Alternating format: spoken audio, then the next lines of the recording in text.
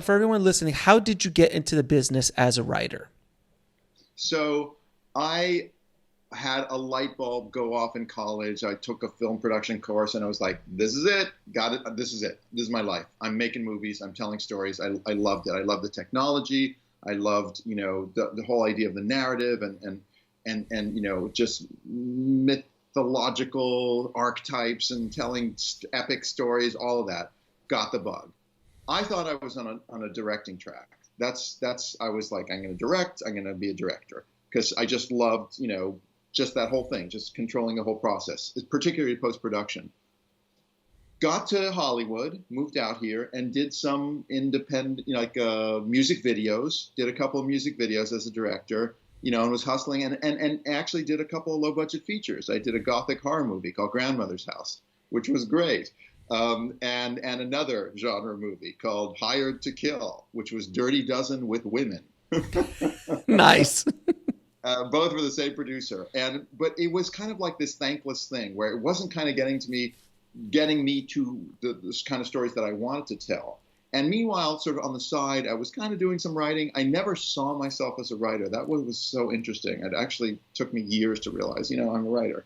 Even after Waterworld, I didn't realize I was a writer.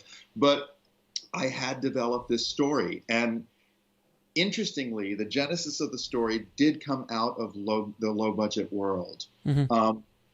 Up until that point, in my early and mid-20s, I was thinking, what can I do for no money? Like, what can I do in one location on a weekend? Like every young filmmaker's thinking, like, what can I contain, small. And this one guy invited me in for a meeting. He worked for Roger Corman. His name was Brad Cravoy. Mm-hmm. And he actually went on to produce a bunch of the Farrelly brother movies, pretty big producer. But at the time, he was kind of hustling and raising money for Roger Corman by any means necessary. So in this case, he said, okay, Peter, here's the deal. I've got some South African money, okay? I got some South African investors, and they want to make a Mad Max ripoff. If you write it, I'll let you direct it, okay? So it was like, okay. I'm being asked two moral questions here. It's a straight up Mad Max ripoff. Got it. Okay. Yes. So am I willing to take the South African blood money? Okay, because it was still the apartheid era. Oh, geez, that's right. Yeah. Okay, so there's that.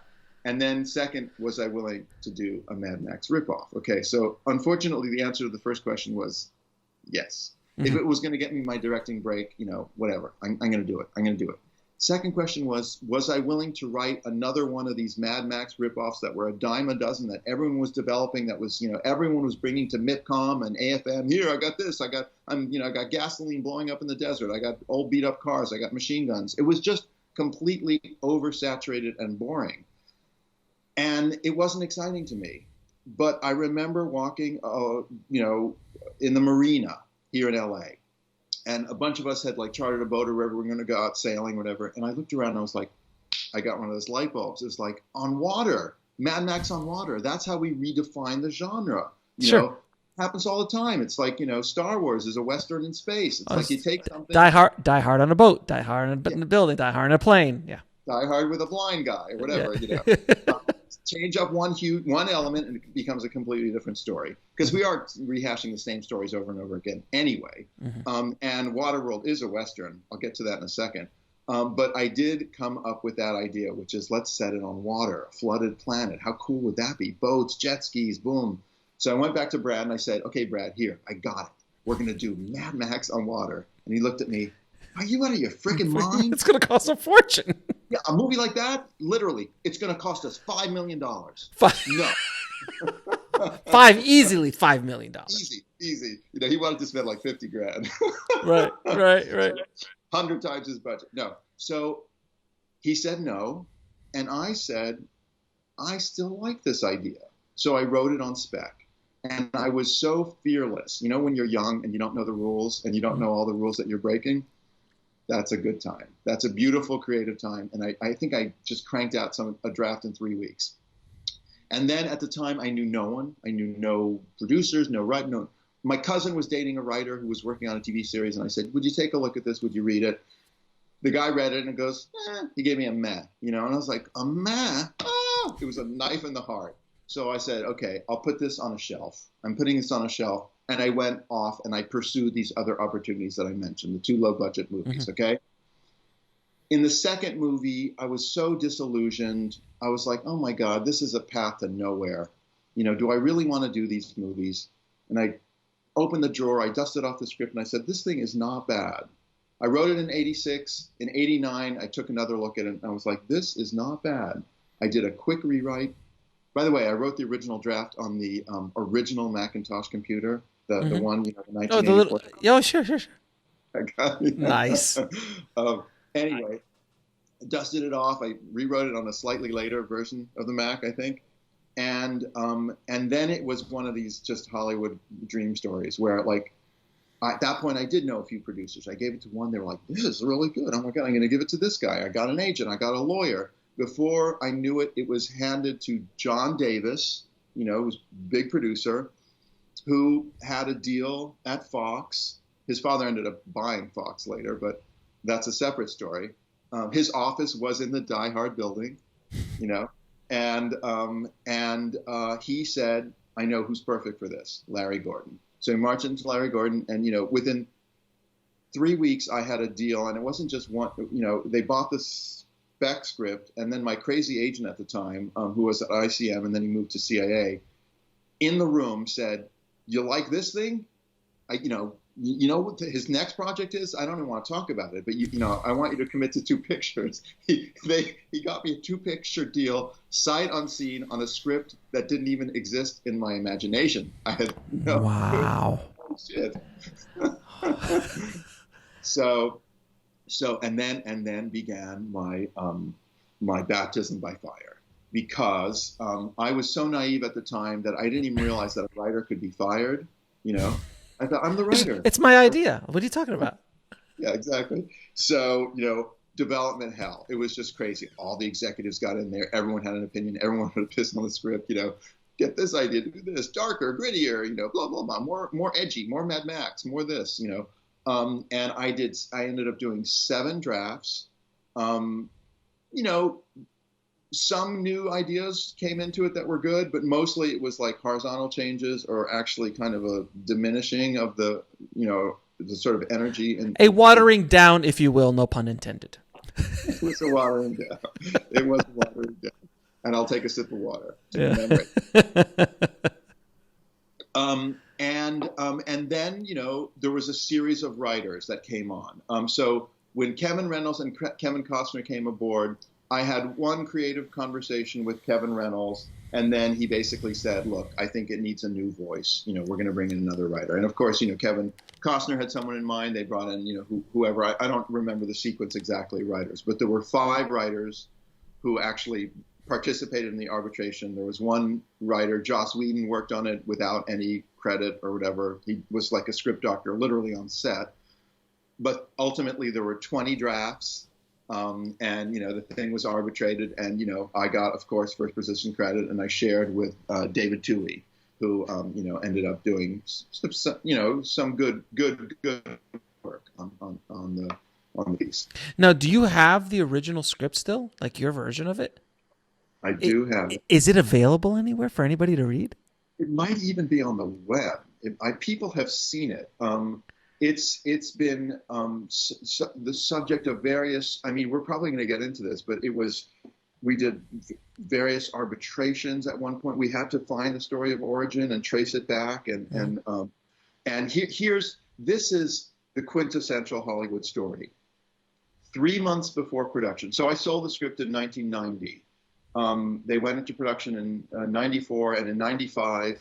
The movie came out, and in fact, we're celebrating the 25th anniversary this year. 3 months before production in 1994, Chuck Gordon, Larry's brother, who was also a producer on the movie, took me out to lunch just to kind of let me know what was going on and stuff, and connect. And he said to me, Peter, the deal is that we still don't have a script that's as good as your original spec script. I was like, you've got to be kidding. Just use the real. Yeah, shoot the original. Exactly. Thank you. Shoot the original. And he said, too late. The train has left the station. We've built the sets. We've committed to producing this other script, and even though it's not as good as your original, it loses the energy when you write it into the ground. There's something about original drafts. Well, let me ask you a question, because how old were you when this happened? Let's see, I was around 27, I think. All right, so that's fairly young to be thrown into the deep end of the pool here, because you're at this point playing at the upper echelons of Hollywood, and you're playing with some really big players of the day. So when someone, I want writers listening to understand that it's not always the best script that gets made. It's just not. There's politics, ego, money. There's so many things that get thrown into the mix. And that he took you out to lunch and said, hey, I wish we never got anything as good as your original script. That's a great definition of Hollywood, isn't it? Like, it's like, oh, we had something really good. We watered it down to appease all of the egos and all of the politics involved. And now we're just, man, wish we could just go back to what we originally bought.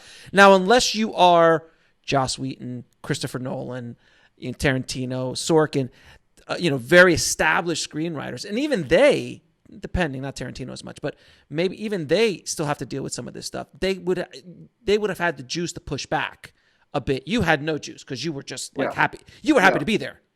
Yeah, and also this goes to another question that is really a point to make, which is in the Hollywood structure, you're assigning your copyright. You give away your copyright. They're buying it out. Yeah, and they buy you out, which is unlike Europe, and unlike playwrights, In Europe, writers retain their copyrights and they give a license, an extended license, to the producer. And playwrights control their material on Broadway. They own the copyright. In Hollywood, the pact with the devil, the money is big, the upside is big, there's fame, fortune, all these things, but you are giving away your copyright, which means they can do whatever they want with the material. And this is going to tie into a conversation that I hope we get to, which is this whole idea of separated rights, which is there are certain rights that the writer retains, even in the Writers Guild contract, such as novelization. You have the right to turn your work into a novel.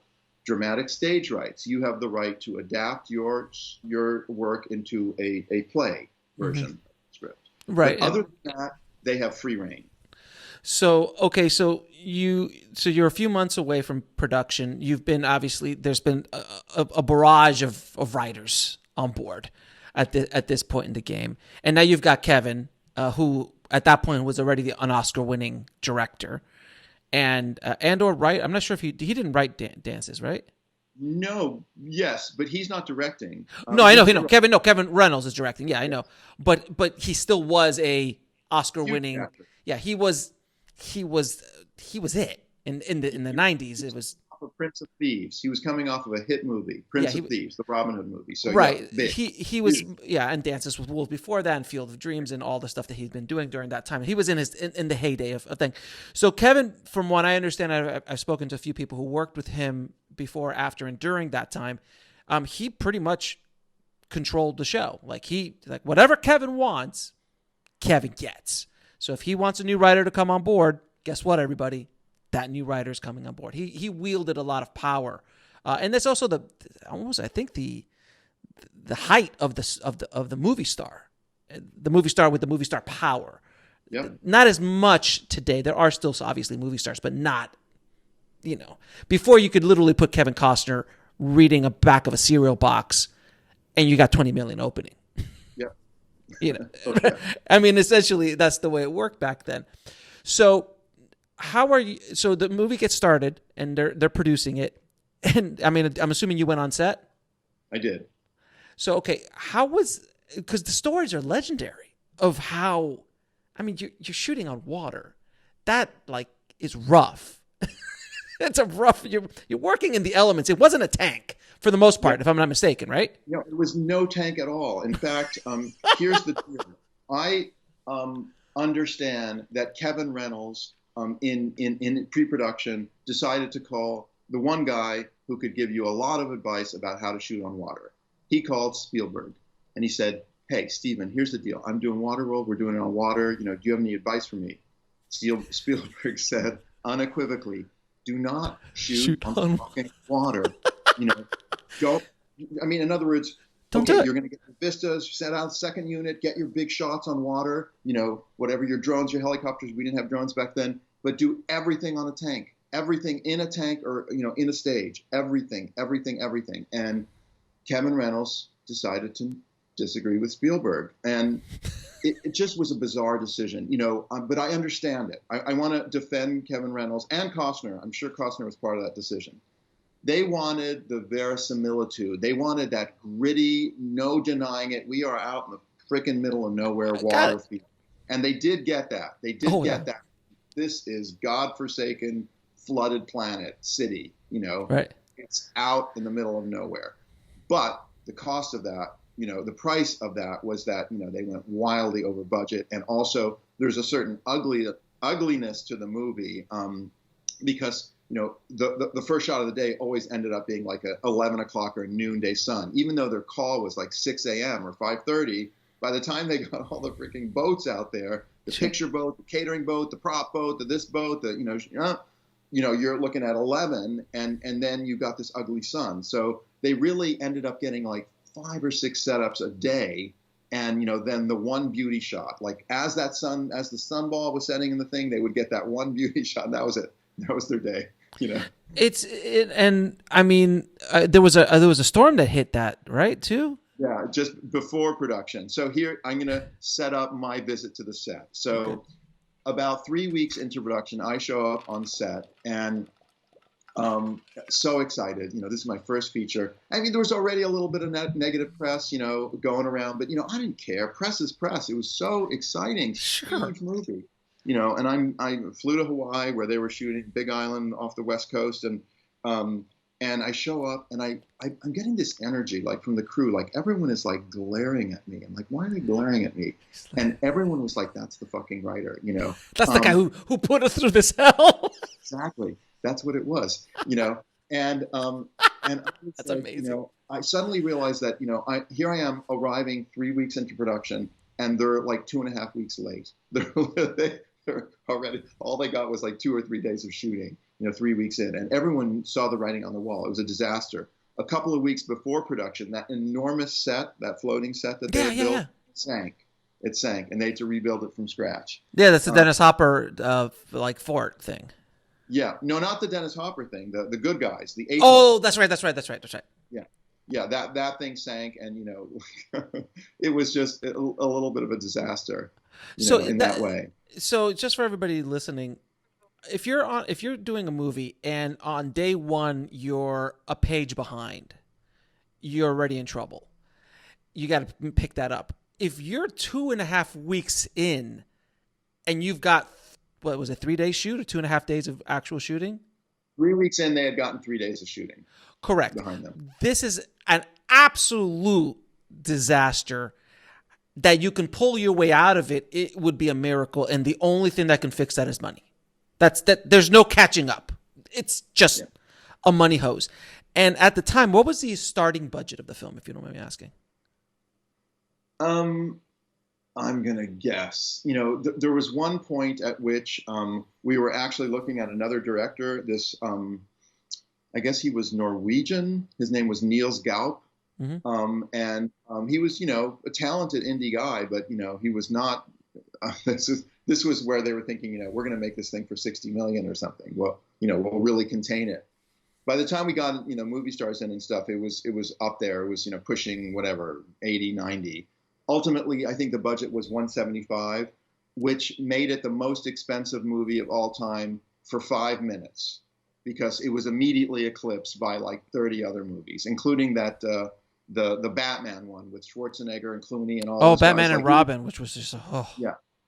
The Above the Line alone was like 60 million on that, Right. So it was like short-lived record for the most expensive movie of all time. But that's not the only reason it became a punching bag.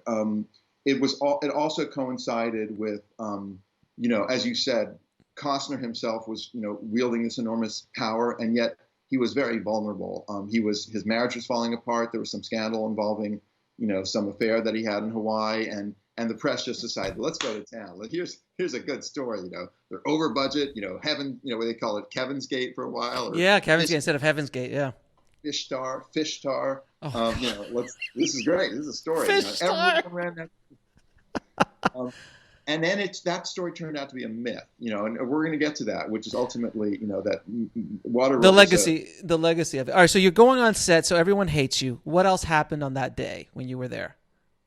I, went out on the boat and hung out with Costner, and we chatted, and Hopper, I think, was in the scene, or maybe I saw him earlier or whatever, and it was all very pleasant, and it was exciting for me, but, ultimately it was.